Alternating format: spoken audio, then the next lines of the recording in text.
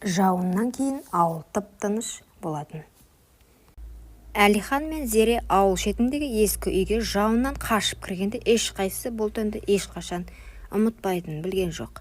Зере күйеуінің інісі Әлиханды бұрыннан сыйлайтын, үндемейтін, тұйықтау жігіт еді. Бірақ ол күні бәрі басқаша еді. Күннің көзі батар-батпаста Зере сиыр сауып жатқан. Кенет аспан күркіреп нөсер құйды.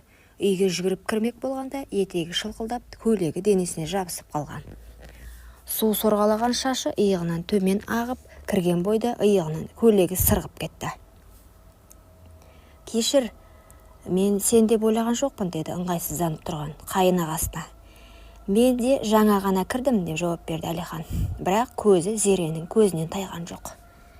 Сол сәтте бөлмеде іштей бір толқынды үн тұрды.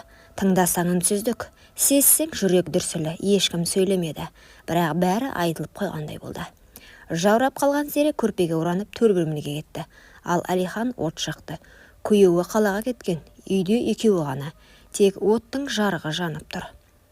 «Киімдерім су болды, кешір», деді Зере ақырын ғана. «Қаласаң шешіп, оттың қасына жайып қой, мен теріс қарап отыра тұрам», деді Әлихан біртүрлі тұншыға сөйлеп. Зере біраз ойланды. Ол да адам, оның да сезімі, нәзік тұстары бар. Ақыры барлығын шешіп көрпенің астына тығылды. Бірақ ол қимылдаған сайын көрпе қозғалып, иығы мойны ашылып қала берді. Әлихан бұл көріністен көзін ала алмай отырды. «Қызық», деді Зәуре, даусы дірілдеп. «Не?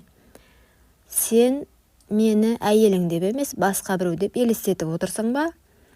Бұл сұрақ Әлиханды дір еткізді. Не жауап берерін білмей қалды. «Жоқ», деді ақырын. «Бірақ сенің күйеуің менің інім. Ал мен тек келін ғанамын ба?» Көз қарастары түйісті. Оттың жарығы екеуінің жүзін жыпылықтатып жарықтандырып тұрды. Ешкім ештеңе айтпады. Бірақ тыныс алу, көзбен ұғысу, тербелген көрпе бәрі айтып жатты. Ішкі дауыс тоқта десе де екеуінің де көзі шегініссіз қатып қалған. Таң атқанда Зере тым ерте оянды. Қасында ешкім жоқ еді. Көрпе әлі жылу сақтап тұрған. Босағада Әлихан үнсіз отыр, терезеге қарап. «Сен бәрін түсіндің бе?» деді Зере. Үні дірілдеп. «Иә, және ештеңе болмағанын да білем», деді ол. «Шынымен? Біз бір ғана сәтке шекарада тұрдық, бірақ біз ештеңе істемедік. Иә, бірақ ішімізде бір-бірімізді шешіндіріп үлгердік». Зере үндемеді. Ол да білетін. Ол түні ешкімнің денесі тоғыспаса да, ойлар мен сезімдер шекарадан асып кеткен. Кейін бәрі бұрынғыдай болды. Бірақ ешқашан бұрынғыдай болмады. Зере мен Әлихан ешқашан бұл туралы сөйлеспеді. Бірақ біріне қараған сайын іштерінде өрт тұтанып кететін. Жауын жауған сайын Зеренің денесі тітіркеніп, сол түні есіне түсетін. Әлихан от жағып отырған сайын көз алдында көрпенің астындағы Зере елестейтін. Бұл құпия, бұл шекара, бұл ешқашан болмаған, бірақ ешқашан ұмытылмайтын бір түн болды. Бір аптадан кейін Зеренің күйеуі Нұржан қаладағы шаруаларын бітіріп үйге оралды. Бәрі бұрынғыдай арқа-жарқа қарсы алғаннан кейін дастархан, шай, жылы сөздер. Бірақ Зере бұрынғыдай емес еді.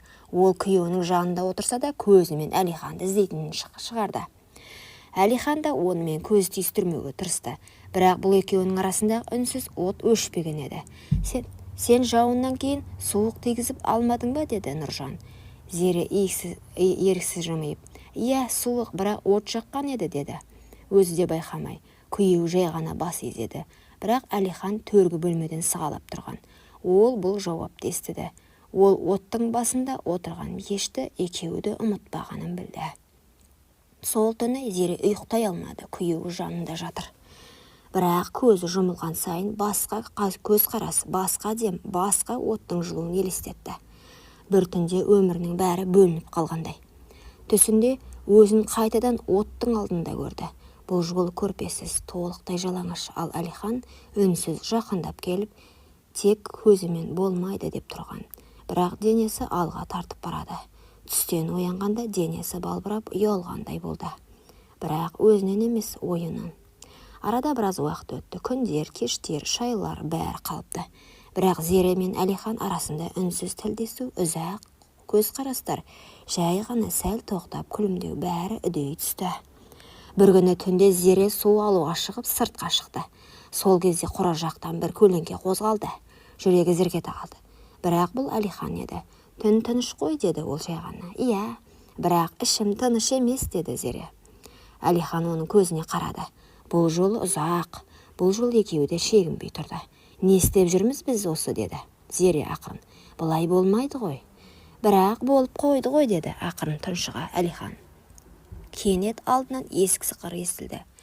Зере селк етіп үйге қарай жүгірді, ал Әлихан түнде сіңіп кетті. Ертеңіне бәрі бұрынғыдай болды, бірақ Әлихан Зереге қағаз қалдырды, қысқа ғана сөз. Түсімде сен үнемі оттың жанындасың, көрпенің астында. Сен мені неге түсіңде шақырасың, Зере?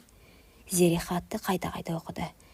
Жауап бергісі келді, бірақ қалай? Күйеуінің көзіне қарай алмай жүрген келін өз жүрегімен күресе алмай қалды. Сол түннен кейін көп ұзамай Зеренің басы айнала бастады. Асқа зауқы соқпай әлсіреп жүрді. Алғашында өзі де мән бермеген, бірақ бір күні шай құйып отырып қолындағы кесені түсіріп алды. Әлсіздік пе, әлде жүректегі қорқыныш па? Өзі де білмейді. Енесі, келін-ау, сен түрің біртүрлі. Әй, аяғың ауыр емес пе, деді. Зере естіп тұрған білсе де үндемеді. Басын шайқады. Бірақ сол түні дүкенге өзі барып тест алды. Жауап біреу еді. Екі сызық. Қолы дірілдеп отыра кетті. Күйеуімнен бе? Әлде ол кезде күйеуі қалада еді. Бірақ жоқ, мүмкін емес. Бір сәтке ғана еске түсті. Сол жауыннан кейінгі түн, көрпенің астындағы дем. Оттың жарығында өртенген сезім. Тіпті ештеңе болмаған күннің өзінде денесімен емес, жанымен берілу еді. Мен оған іштен істеген жоқпын, бірақ іштей мен сол сәтте соны қалап тұрдым, деді. Күйеуі күлімдеп кіріп келген күні Зере не істерін білмей қалды, төсекте үнсіз жатты. Күйеуі құшағына алғанда денесі емес, жаны қысылды. Бір кеште бәрі ұйықтап жатқанда Зере сыртқа шықты. Ай астында жалғыз тұр еді. Артынша Әлихан да келді. Сен де ұйықтай алмай жатырсың ба, деді. Жоқ, бәрі жақсы ма, Зере, деді ол, біртүрлі елеңдеп. Жоқ, ұзақ үнсіз орнады. Менің аяғым ауыр сияқты, деді. Әлихан қозғалдықтап. Сүйгеніңнен бе, деді. Мен оны сүймеймін, ол тек күйеуім, деді. Зере деп сыбырлады ол, бірақ Зере көзін жұма салды. Егер сенен болса, не істейсің? Әлихан демін тартып алды. Сен ештеңе айтпа, бұл сыр. Менімен бірге кетсін. Егер керек болса, мен кетемін. Мен жоғаламын. Жоқ, сен кеткенде мен жалғыз қаламын ғой. Сол түн екеуі тағы ештеңе істемеді, бірақ енді бұл үнсіздіктің өзі күнә секілді ауыр болды. Айлар өте берді, Зеренің іші білініп қалды. Енесі қуанып жан-жаққа сүйінші айтумен жүр. Бірақ бір күні Зере ішін сипап отырған кезде енесі жанынан өте бере. Сенің ішіңдегі бала кімнен екен? Зере селк ете қалды, қорққанын жасыра алмады. Біреуге ұқсайды ма? Әркімнің өзіне ұқсамайтын біреу болады ғой, деп күлді. Нұржан соңғы кезде тым суып кеткен. Үйге кеш келіп жүр, жылы сөз жоқ. Бір күні Зере батылданып сұрады. Саған бірдеңе болды ма, деді. Жоқ, бәрі жақсы. Сен маған режулі сияқтысың ғой. Жоқ, тек сен көп ойланатын болдың. Бұрынғыдай емессің. Қолыңды ұстасам, жүрегің дір ете қалатын. Сен маған не жасырып жүрсің? Айтшы, деді. Зере еш жауап бере алмады. Ол үнсіз бөлмеге кіріп кетті. Сол түні түсінде бала жылап жатты. Бірақ даусы Әлиханның үнімен. Ай айналып күн аунап Зере босанды. Ол бала енесі қуанып жүр. Бала тап-таза, қып-қызыл боп дүниеге келді. Бірақ бір жұмадан кейін нәрестенің бет-әлпеті анықтала бастаған кезде жұрт сыбырлай бастады. Енесі балаға ұзақ қарап тұрып, әкесіне ұқсамаған екен, деді ақырын. Жоқ, мүмкін емес, деді Зере жалма-жан. Бірақ жүрегі атша тулап, ішкі күдік күн сайын өсе берді. Өйткені өзі де ішінен сезіп тұрды. Бала Әлиханға көбірек ұқсайды. Бір күні Нұржан кеш оралды. Қолында ескі күнделік. Бұл Зеренің күнделігі еді. Жазып тастаған. Бірақ ішіндегі бір беті ғана жыртылып қалған бетінде мынадай жазулар тұр еді. Мен ештеңе істемедім. Бірақ екеуміздің ішімізде бәрі болды. Жалаңаш сезім денеге тимей-ақ сындырады екен. Әлихан, кешір мені. Нұржан көзіне тік қарап тұрып, мен бұл жазбаны оқымадым, бірақ сенің көзінде бәрі айтып тұр. Жоқ, мен ештеңе істеген жоқпын, деді, бірақ сенің жүрегің менен кеткен. Нұржан қолына баланы алып тұрып ұзақ қарап тұрды. Кенет көзіне жас келіп, сәбиді ақырын Зеренің төсіне жатқызды да бұл бала менікі емес шығар, бірақ оның кінәсі жоқ. Мен сені кешіремін, бірақ өзімді кешіре алмаймын, деді. Ол үнсіз жиналды да үйден шығып кетті. Сол кеткеннен оралмады. Бірнеше күннен кейін ауылға сөз тарады. Әлихан ауылдан кетіп жатыр екен. Ешкімге ештеңе айтпаған. Жолға жиналып жатқан Зере келіп соңғы рет жолықты. Сен ше, ештеңе айтпайсың ба? Айтатын сөз қалды ма, Зере?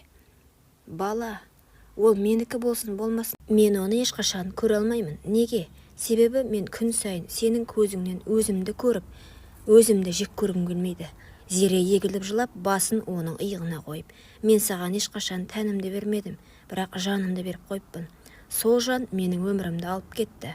Сол сөзбен Әлихан бұрылды да мүлдем кетіп қалды. Ауылға қайтып оралмады. Зере қайынағасымен болған бір сәттік әлсіздіктің құнын өмір бойы төледі. Нұржан сол кеткеннен қайта оралмады. Ауылда өсекке қалып, енесіне қарабет болды. Бірақ ол ешкімге шағынбады. Басына орамалын тартып, ұлының көз жасына қарап өмір сүрді. Бала күнәсіз еді, ал Зере сол күнәні жүрегінде көтеріп, жалғыз ана болып қалды. Құрметті оқырман, өмірден алынған шынайы оқиғаларды тыңдағыңыз келсе, менің арнама тіркеліп, лайк, комментарий жазып қолдап кетіңіздер. Келесі кездескенше.